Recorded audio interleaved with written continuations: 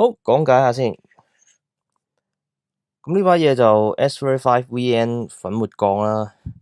嗰個刀身有一個PDV 嘅，唔係 PVD 嘅一個 coating 啦。咁都係一啲powder coat 嚟嘅。咁你睇到有啊 Zulem 嗰個 mark 喺度。咁而且有 Spartan 個 mark 喺度。咁佢都淨凹落去嘅，佢呢個係用 laser 射入去，射到淨凹咗落去。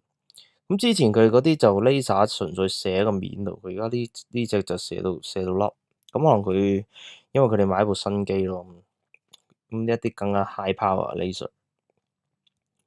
咁個柄超型簡單，每邊兩粒大六角螺絲上住，即係要拆要裝好方便，而且冇咁容易炒爛啲牙，話晒都夠大。